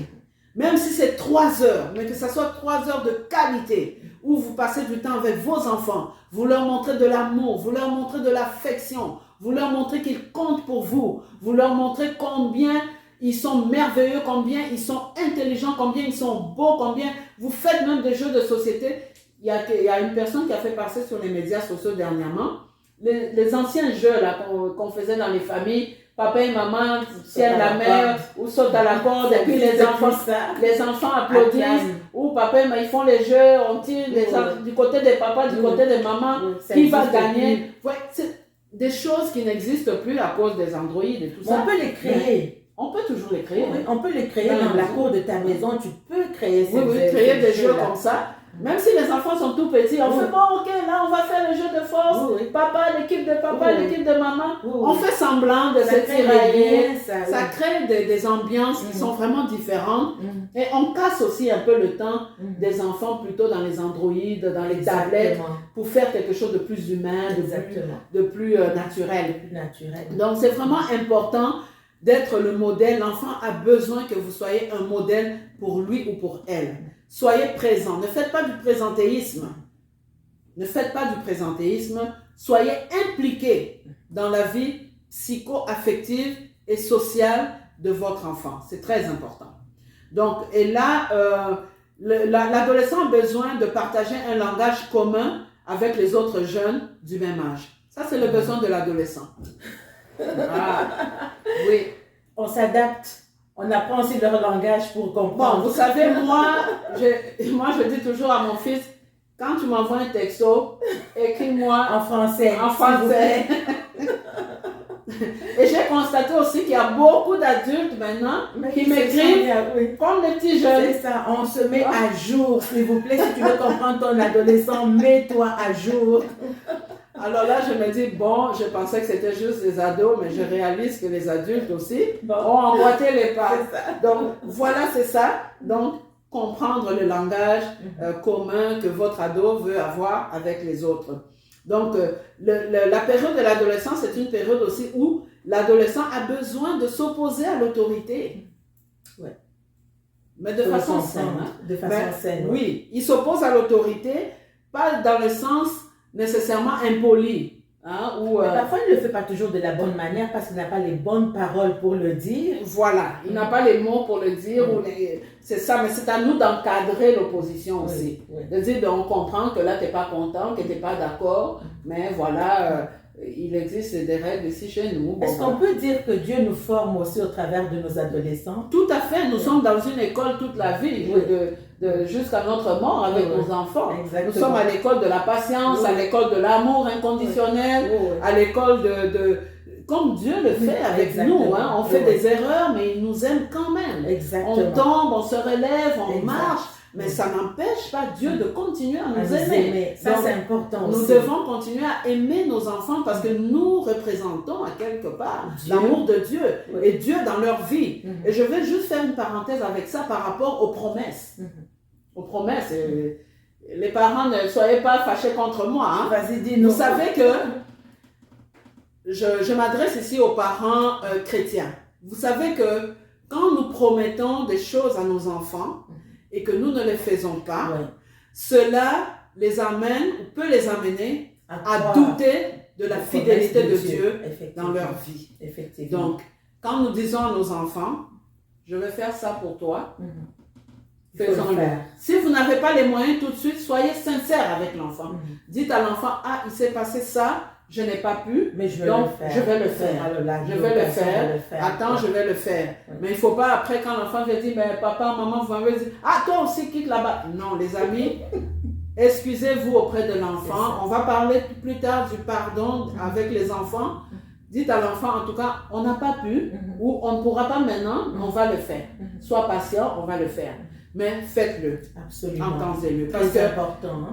Il faut bâtir chez l'enfant, chez nos enfants, cette foi et cette confiance en Dieu, que ce que Dieu dit, il va le faire. Et les enfants ne peuvent le croire qu'en nous voyant faire cela dans leur vie. Absolument. Oui. On brise leur espérance. Oui, sans explication, on brise leur espérance. Parce qu'il faut voir aussi le niveau de confiance. Tout à l'heure, l'évangéliste disait que l'enfant, malgré ce qui se passe, il y a eu un conflit, l'enfant va revenir encore vers toi. Donc il a une certaine confiance dans le parent. Alors briser cette confiance-là est très dur pour l'enfant. Oui. Donc l'adolescent a besoin d'être autonome, de prendre des décisions qui le concernent. Ça, c'est important. C'est important. Je vais d'abord vous parler au niveau médical. On sait qu'en bas de jusqu'à 13 ans, les parents au Québec, vous êtes responsables, vous pouvez décider sur la santé de votre enfant. Mais après ça, l'enfant a le droit, et je regarde droit à la caméra, à partir de 14 ans, au Québec, l'enfant a le droit d'avoir son médecin, son gynécologue, ses soins médicaux de façon autonome, sans que vous n'ayez un mot nécessairement. Donc, il peut décider de ses soins médicaux. Ok, donc, voilà. Bon, là, évangéliste Dada. Oui. Il y a un mais qui vient. Il y a un mais. Il va dire, je te laisse aller avec le mais. J'espère qu'il va être dans le mais que je pense. Oui. Le mais, c'est quoi? On vient de parler ici du développement de l'enfant, de la conception jusqu'à l'adolescence. Absolument. Pendant tout ce temps du développement de l'enfant, quel genre de relation, quel type de relation avez-vous tissé avec votre enfant? Très bien. Il faut que l'enfant ait suffisamment confiance en vous. Vous devez avoir tissé une bonne relation de confiance pour que l'enfant dise même à son pédiatre, c'est pas grave, mon père va venir. Oui. Oh, vous pouvez parler devant ma mère. Ça, c'est parce que l'enfant vous fait confiance. Absolument. Si c'est quelque chose qui vous déçoit, par exemple, ça peut arriver que vous arrivez devant le gynécologue et puis bon, ok, ouais, ma mère peut venir. Et puis bon, dit non, on a fait des tests par exemple, ITSS à votre jeune ado, tout ça. Ne commencez pas à crier devant le médecin. C'est parce que je t'ai appris, tu es un enfant perdu, et tatati tatata. Non, chers parents, ne dramatisez pas. Okay? Si l'enfant a accepté après 14 ans, ils connaissent, hein, à l'école on leur dit leurs droits, ils le savent. Donc si l'enfant accepte que vous puissiez avoir des informations, bravo, c'est parce que vous avez tissé une relation de confiance avec l'enfant. L'enfant vous fait confiance. Et il sait que vous représentez Dieu. Oui. Donc vous allez l'écouter d'abord et puis lui donner des conseils à la lumière de la parole de Dieu.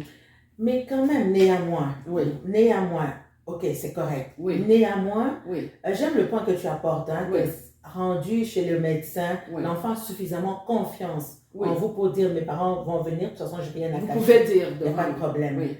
Néanmoins, toujours avec les phases du développement, quand on parle que l'enfant est encore dans l'adolescence de 12 à 18 ans, et qu'à 14 ans, on lui donne plein droit surtout, alors que la majorité est à 18 ans. Qu'est-ce qu'on peut dire de ça? Ben, on ne lui donne pas plein de droits nécessaires. Plein de droits, je comprends. Au niveau de la santé, l'enfant a les pleins droits. Hein, le droit de décider de ses soins à partir de 14 ans. En bas de ça, c'est le parent. Mais il y a des choses que nécessairement ça prend la présence des parents. Absolument. Vous voyez, on parle d'une phase ici où l'enfant est à l'école secondaire. Tout le temps, on va nous écrire, venez, on vous convoque, il y a des réunions des parents. Vous voyez, donc l'enfant n'a pas nécessairement tous les droits. Donc on veut aussi un peu démystifier ça. Il y a beaucoup de parents qui pensent que bon, ça c'est un pays où on a tout donné aux enfants et aux femmes. Oui. Et puis ceci, cela. Donc les enfants deviennent des rois ici. Oui. Non, c'est que si c'était le cas, on n'aurait pas eu besoin de nous à l'école secondaire. Mais c'est tellement choquant. Il faut comprendre les parents aussi qui nous regardent. Maintenant, Oui, c'est oui. tellement choquant pour un parent parce que la santé, c'est quand même un domaine assez important pour l'enfant où le parent doit pouvoir avoir un mot à dire. C'est suffisamment important. Mais on laisse ce domaine-là. On sait que ce domaine-là concerne très souvent la sexualité. On laisse ce domaine-là à l'enfant. Bon, il y a les soins de santé en général. Oui. Bon, au niveau de la sexualité, il faut savoir que dans toutes les écoles au Québec, bon, depuis un certain temps, il y a toujours des infirmières dans les écoles secondaires. Donc, ces infirmières-là ont pour rôle aussi d'accompagner les enfants, de s'assurer que les enfants ont les bonnes informations en matière de santé en général, de santé sexuelle aussi, ça fait partie de la santé. Et donc, mais il reste quand même, comme on vient de le dire, que ce sont les parents qui sont les premiers éducateurs de leurs enfants. C'est-à-dire que, et voilà, si la relation de confiance est bien établie, l'enfant viendra même vous dire ce que l'infirmière de l'école a dit. Absolument. Des fois, on va distribuer des préservatifs. Ça, ce sont les règlements de la santé publique. On va donner des préservatifs aux jeunes parce qu'il y a des statistiques qui montrent qu'à un certain âge, très tôt, les enfants ont commencé des relations sexuelles. Donc, on veut éviter qu'il y ait des maladies ou des prévalences élevées dans les ITSS, des choses comme ça, ou des grossesses non désirées. Ça, c'est l'information que la santé publique donne pour protéger la population. Mais l'enfant, si l'enfant a suffisamment confiance en vous, vous avez bâti une relation de confiance. Il y a des parents qui m'ont déjà dit, ben voilà, ma fille, elle a amené les condoms qu'on a donnés à l'école, elle a dit, oh, papa, maman, regardez, on nous a donné. Mais si vous êtes un parent qui est toujours dans la réprimande, qui diabolisait toujours les choses, ben je vous dis que l'enfant ne viendra pas vous parler. Vous venez de briser la relation de confiance. Donc c'est très important dans l'adolescence d'avoir cette relation de confiance. Vous allez voir. Et quand l'enfant vient vous dire, par exemple, maman, papa, je ressens un sentiment amoureux pour tel garçon, pour un garçon. Ne dramatisez pas. On vient de voir que dans le développement de l'adolescence, c'est naturel, c'est des choses qui peuvent arriver. Mais seulement, vous devez encadrer, canaliser ça parce que vous devez montrer à l'enfant quels sont les avantages et les désavantages d'avoir des relations amoureuses précoces. Voilà. Donc, et aussi, on a la parole de Dieu qui nous dit que chaque chose a son temps. Donc, vous devez équilibrer les choses. Donc, l'adolescent a besoin aussi de s'identifier à un groupe et il va déidéaliser ses parents. Vous étiez des idéaux, hein, mais à un moment donné, il réalise que, bon, vous n'êtes pas nécessairement... à notre grande dame, parfois, il ne nous trouve même plus aussi beau qu'avant. Ah oui, j'ai l'exemple d'une... On est vieux et vieille. Hein. Ouais. Ben, il y a une jeune adolescente qui trouvait carrément que sa maman, avec ses grosses lunettes, ressemblait à un crapaud. Elle a dit à sa mère, t'imagines? Mais ils reviennent après, merci Seigneur, ils reviennent après. Oui. Alors la maman était tellement choquée. Attends, mais comment mon enfant peut avoir une telle image de moi? Mais c'est justement dans cette phase-là. Oui, dans cette phase-là où on n'est plus leur idéal. Hein? Et puis ils vont comparer les écarts d'âge. Mon Dieu, vous êtes vieux, vous êtes âgé, mon Dieu. Ils nous voient tellement loin. Et c'est une phase, mais qui est passagère. Donc l'enfant a besoin, et je vais regarder encore la caméra, d'être soutenu dans sa motivation scolaire. Chers parents, c'est très important aussi. Soutenez vos enfants dans leur motivation scolaire. Est-ce possible de donner plus de détails sur ce point? Oui. Vous savez, quand l'enfant va à l'école, Déjà, nous venons de voir que la période de l'adolescence est une phase où il y a beaucoup de changements. Et des changements qui se font de façon rapide, non seulement au niveau physiologique, au niveau affectif, au niveau cognitif aussi. Et l'enfant entre dans un autre monde. Il vient d'un nouveau monde qui venait de commencer, qui est l'école primaire, qu'il a fini. Et là, il va dans un monde beaucoup plus coriace, qui est le monde entre l'enfance et l'âge adulte. Alors, quand l'enfant a des motivations scolaires, vous devez les soutenir dans ces motivations scolaires. Et comme je dis à beaucoup de parents qui ont des adolescents, chers parents, quand on a des adolescents, nous devons bien choisir nos batailles avec les adolescents.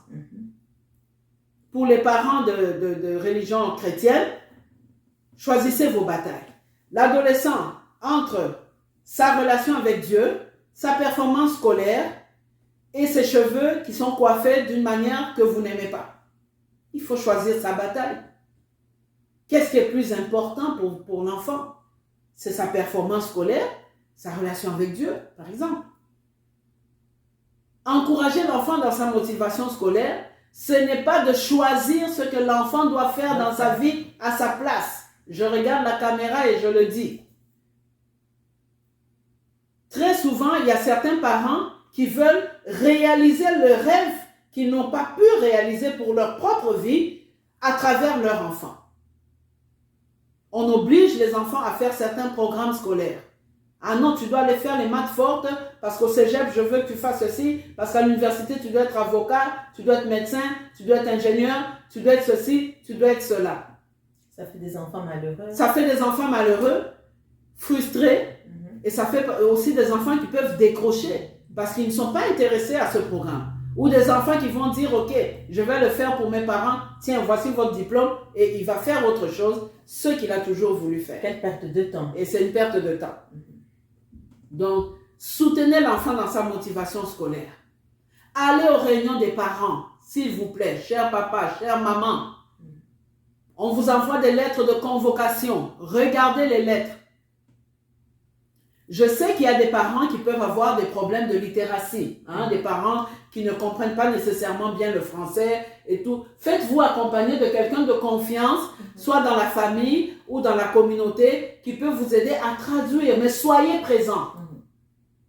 Pourquoi c'est important d'être présent à l'école de l'enfant? Parce que ça montre aussi, c'est bon pour l'enfant se sent soutenu, il sent que le parent est là avec lui, le parent l'accompagne dans sa motivation, dans son cheminement scolaire, mais le personnel aussi, enseignants et les intervenants de l'école voient aussi votre présence et ça montre que vous êtes responsable, que l'éducation scolaire de votre enfant vous tient à cœur. À cœur, absolument. Alors c'est très important. Alors l'un des besoins des adolescents, c'est de tomber en amour. Donc, il y a cette petite quête d'expérimenter, à part mes parents que j'idéalisais, est-ce que quelqu'un d'autre peut m'aimer? Ne dramatisez pas, asseyez-vous avec l'enfant, canalisez les énergies, parlez-en, quelle est sa motivation, qu'est-ce qu'il recherche là-dedans, quelle est sa motivation, qu'est-ce qu'elle recherche là-dedans, qu'est-ce qu'elle pense que cet amour peut lui donner, qu'est-ce qu'elle pense, discutez avec l'enfant, échangez avec l'enfant. Ne démonisez pas, ne dramatisez pas, parce que vous brisez la relation et vous brisez la communication. L'adolescent va se refermer sur lui-même et vous ne saurez plus rien. Vous allez entendre des choses dehors seulement. Ah, son enfant fait ça. Ah, l'enfant fait ça. Mais l'enfant aurait pu s'ouvrir à vous et vous aurez pu donner des conseils dans une atmosphère de calme et de paix et de confiance. Comment récupérer cette situation où on s'est refermé sur l'enfant qui nous apporte une information, on s'est refermé là-dessus, bon, comme tu dis, je m'excuse, comme tu dis, on entend toutes sortes d'histoires dehors. Comment récupérer la confiance de l'enfant pour le ramener? Oui, nous avons une émission à faire là-dessus. Oui. Récupérer la confiance, c'est de retourner derrière et de regarder quand est-ce que la relation a été brisée avec notre enfant. En tant que parents, c'est nous qui avons choisi que cet enfant-là vienne au monde.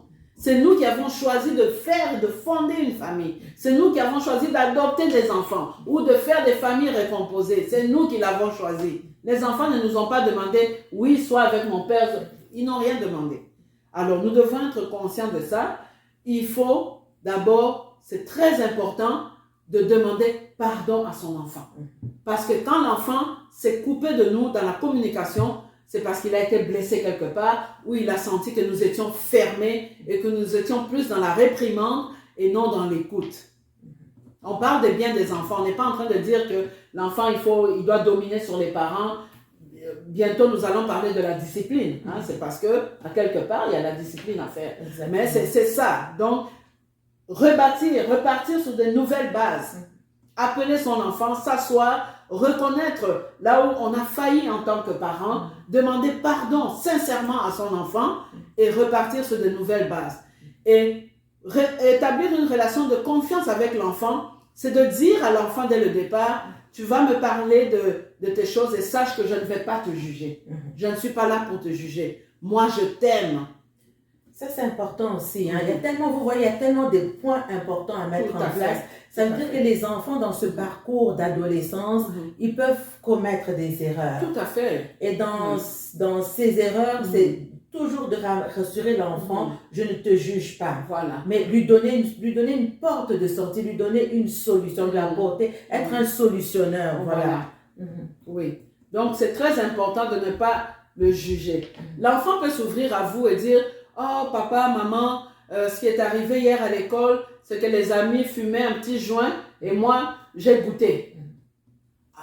Cher papa, chère maman, ne commencez pas à monter sur les rideaux, battre l'enfant, l'enfermer dans la chambre. On parlera des punitions. Hein? On parlera des punitions. Hein? À faute commise, punition égale. On va en parler. Donc, ne commencez pas, faites asseoir votre enfant, parlez-lui de ça. Parce que si vous fermez la communication, c'est-à-dire que c'est comme si ce que vous faites, vous êtes en train de dire à l'enfant, va là où on a commencé à te donner ces choses-là. Et l'enfant, l'adolescent, cherche des repères, il cherche des modèles. Et si vous le rejetez, vous fermez la communication, mais les gens qui lui ont fait goûter le pote, ben écoutez, ça va devenir son modèle, ça va devenir ses gens, ses amis et tout ça. Donc c'est très très important, même si l'enfant vient vous dire quelque chose de grave, même si votre cœur fait mal, le cœur saigne, maîtrisez-vous devant l'enfant. Faites cet effort. Maîtrisez-vous devant l'enfant, cherchez plutôt des pistes de solution avec lui, cherchez pourquoi il a goûté à ça. Très souvent, c'est pour appartenir au groupe. C'est ça. Pour montrer au groupe que oui, je fais partie du groupe et tout ça. Un mouvement de masse. Un mouvement de masse, mais ça ne veut pas dire qu'il est addicté. Exactement. Alors, mais quand l'enfant vient vous dire ça, c'est parce qu'il vous fait confiance et il attend de vous une aide. Et cette aide est tellement importante, évangéliste, parce que si on n'apporte pas la bonne aide, tout à fait, ce qui devait être passager devient permanent. Tout à fait. L'enfant prend habitude, surtout, vraiment, il faut vraiment faire attention à ça pour ne pas livrer finalement l'enfant à ces addictions-là. Oui. Alors, l'adolescent aussi peut être en train de rechercher un partenaire idéal. Mais c'est à nous, les parents, d'aider, de canaliser, de communiquer, de bien communiquer avec notre enfant. L'enfant veut être aidé quand il a une peine d'amour, l'adolescent. Ça peut arriver. Ça peut arriver. C'est très difficile, quand ils sont adolescents, c'est très difficile parce que nous venons de dire que leurs parents ne sont plus leur idéal. Donc maintenant, ils s'attendent à être aimés de quelqu'un d'autre, d'une autre façon. Et là, tout d'un coup, non, je t'aime plus. Et ça fait très mal aux enfants parce qu'ils sont en quête identitaire. Donc là, quand on les délaisse comme ça, ils sont rejetés. Et là, nous les parents, nous devons faire comme le père de l'enfant prodigue a fait. Pas en train de dire, voilà, on t'avait dit de ne pas aller tomber dans vos histoires là. Voilà maintenant. Taper même l'enfant. Non. Ou encore se moquer de l'enfant. Que voilà, c'est bien.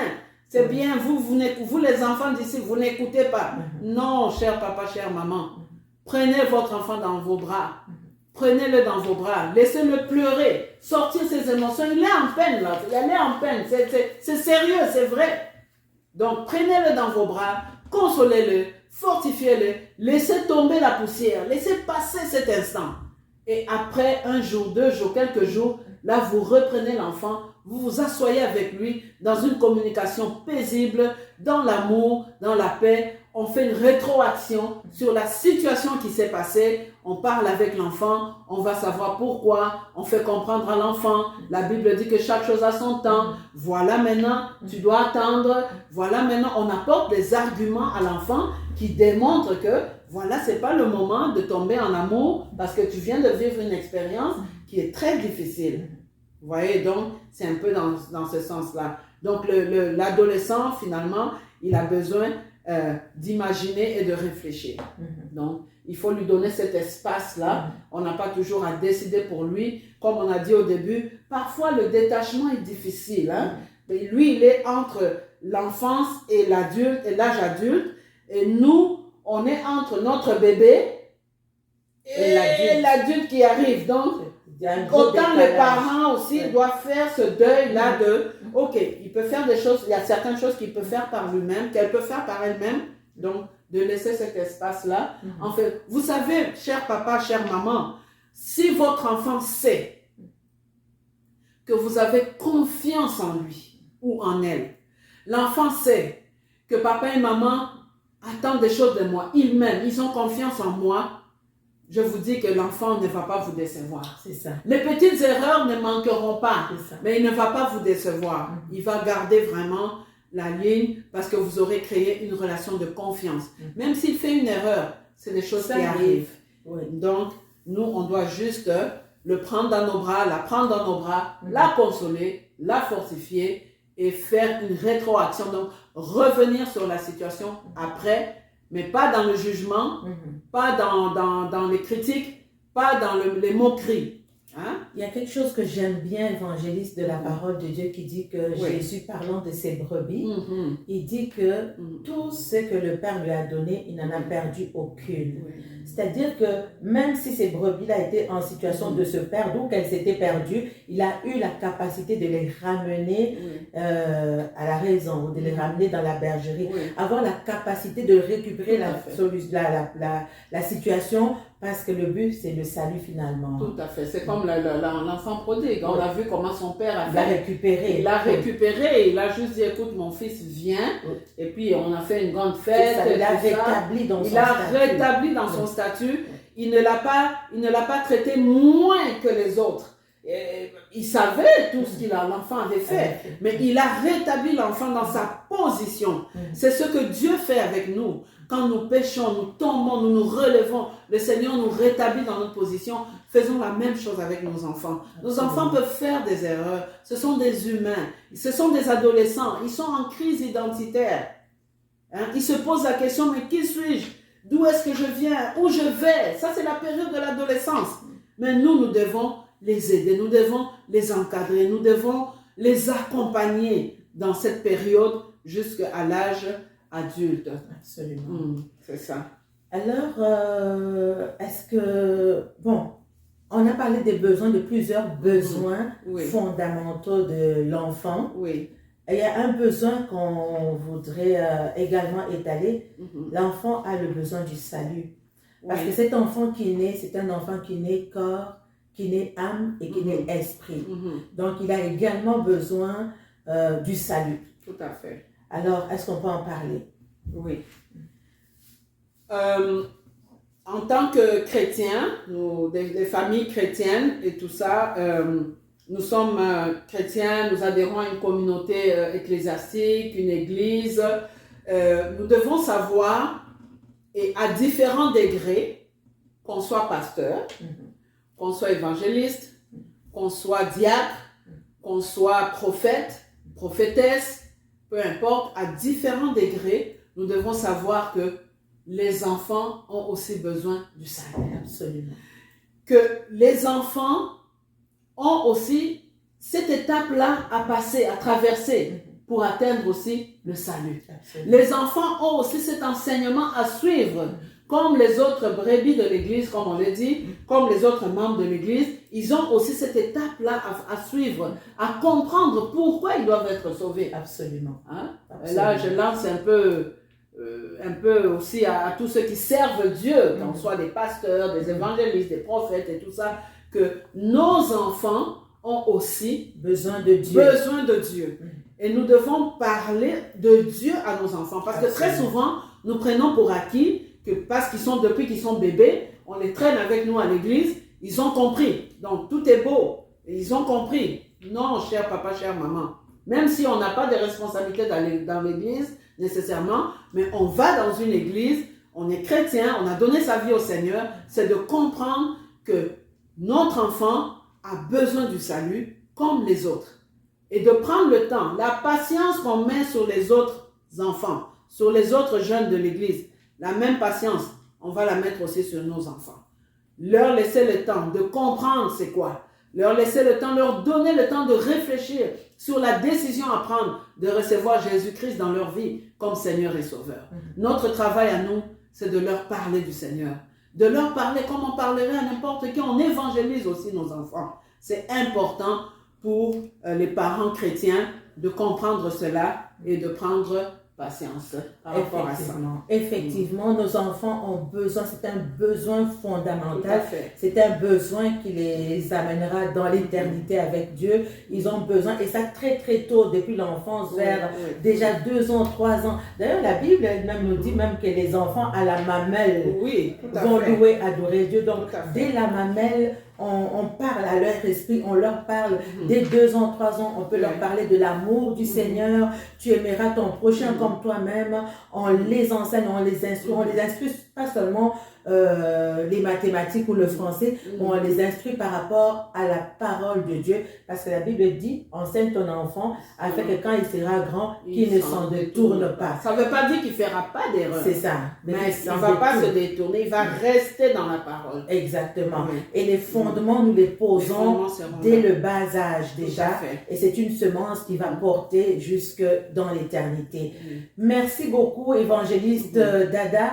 Il y avait trop d'informations à donner et on n'a même pas tout dit. Il y a encore beaucoup de choses à dire. Donc, si vous avez écouté cette émission aujourd'hui, vous avez des questions, si vous avez aimé cette émission, partagez-la autour de vous. Mais au-delà de partager, vous avez des soucis, vous avez des questions, vous avez des inquiétudes, vous avez des solutions. S'il vous plaît, partagez avec nous afin que tout le monde puisse en bénéficier. Merci encore d'avoir été avec nous aujourd'hui. Merci encore, évangéliste Dada. Alors, n'oubliez pas www.coeuracoeurcentre.org, notre page Facebook, notre chaîne YouTube. Et à très bientôt pour la suite, parce qu'il y a encore de belles choses et beaucoup d'informations à donner pour que les familles soient rebâties. Que le Seigneur vous bénisse et à bientôt.